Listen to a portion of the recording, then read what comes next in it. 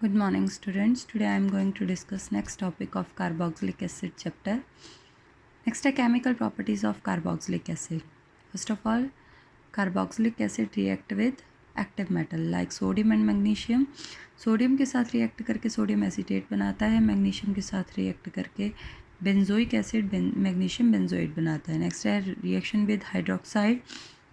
अगर हम एसिड में बेस डालते हैं तो ये वाटर का रिमूवल कर देता है, सॉल्ट बनाता है. नेक्स्ट है रिएक्शन विद कार्बोनेट. अगर हम बाइकार्बोनेट्स डालते हैं तो सोडियम एसीटेट बनता है, CO2 कार्बन डाइऑक्साइड भी रिलीज़ होगी.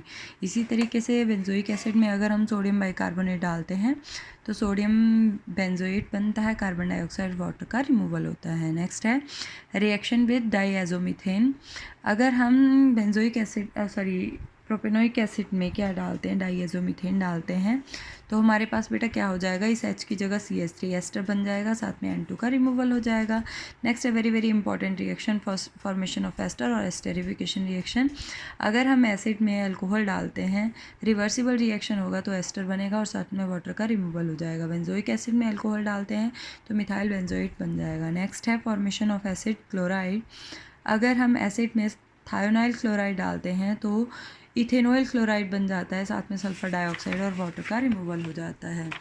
इसी तरीके से अगर हम एसिड में PCl5 डालते हैं तो क्या बन जाएगा, इथेनॉइल क्लोराइड POCl3 बन जाएगा, HCl बन जाएगा. नेक्स्ट है फॉर्मेशन ऑफ एसिड अमाइड्स.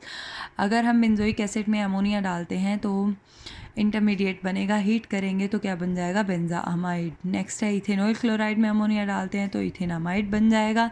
इसी तरीके से फॉर्मेशन ऑफ एसिड एनहाइड्राइड. अगर हम एसिड में क्या डालते हैं, दो एसिड को कंबाइन करते हैं in the presence of phosphorus pentoxide, then ethanoic anhydride is formed. अगर हम दो बेंजोइक एसिड को कंबाइन करते हैं in the presence of P2O5, then benzoic anhydride is formed. Next है reaction due to carboxylic acid. अगर हम एसिड में लिथियम एल्यूमिनियम हाइड्राइड और कॉपर क्रोमाइड डालते हैं तो रिडक्शन हो जाएगी. बेंजोइक एसिड से क्या बन जाएगा, इथेनोइक एसिड और वाटर का इथेनोइक एसिड से यहाँ पे C2H5 आएगा,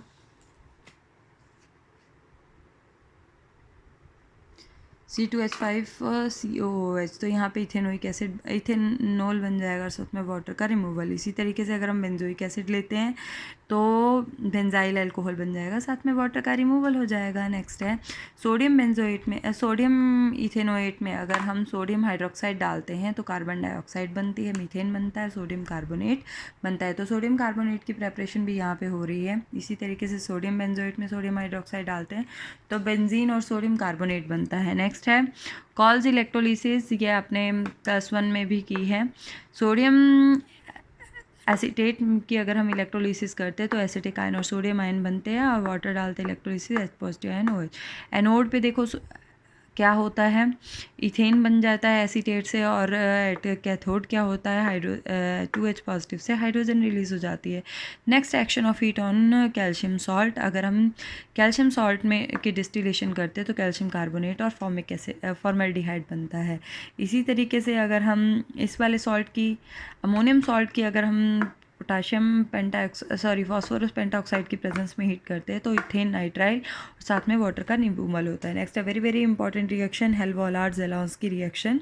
अगर हम एसिटिक एसिड में क्लोरीनेशन करते हैं in the presence of phosphorus तो HCl का रिमूवल हो जाएगा, क्लोरीन साथ में जुड़ जाएगा, बट क्लोरीन इधर नहीं इधर जुड़ेगा, इधर वाले H से रिमूवल होगा, एक H Cl के साथ चला जाएगा, एक Cl यहाँ जुड़ जाएगा, फिर से Cl करेंगे. जब तक सारे के सारे इस कार्बन के हाइड्रोजन रिप्लेस नहीं हो जाते क्लोरीन से तब तक ये क्लोरीनेशन करता रहेगा. तो Cl to CH-OOH, फिर से क्लोरीनेशन की Cl3C-COOH. तो ये है very very important reaction. Next है विद एल्कोहलिक अमोनिया. अगर हम इसी में ही अल्कोहलिक अमोनिया डालते हैं तो क्या बन जाएगा, अमाइड बन जाएगा और अमाइड भी इस क्लोरीन की जगह NH जुड़ जाएगा, COOH नहीं टूटेगा. नेक्स्ट है सब्स्टिट्यूशन रिएक्शन. अगर हम बेंजोइक एसिड में नाइट्रेशन करते हैं और कुछ भी करते हैं तो मेटा पोजीशन पे जुड़ेगा. क्यों जुड़ेगा, क्योंकि नाइट्रो जो है वो इलेक्ट्रॉन डेफिशिएंट स्पीशीज़ 1 के जुड़ता है. जो भी सब्स्टिट्यूएंट जो भी हम नाइट्रेशन करते हैं, सल्फोनेशन करते हैं, वो क्या बन के जुड़ेगा, इलेक्ट्रोफाइल बन के जुड़ेगा। इलेक्ट्रोफाइल इलेक्ट्रॉन डेफिशिएंट स्पीशीज़ होती है, तो वो इलेक्ट्रॉन रिच जगह पे क्या करेगी, एक्ट करेगी। आपको पता है जो कार्बोक्सिलिक एसिड है वो इलेक्ट्रॉन विदड्रॉइंग इन नेचर है, वो रिंग से इलेक्ट्रॉन विदड्रॉ कर लेता है, इसीलिए ऑर्थो और पैरा पोजिशन इलेक्ट्रॉन डेफिशिएंट हो जाती है। इसीलिए अटैक कौन सी पोजिशन पे होता है, मेटा पोजिशन पे होता है।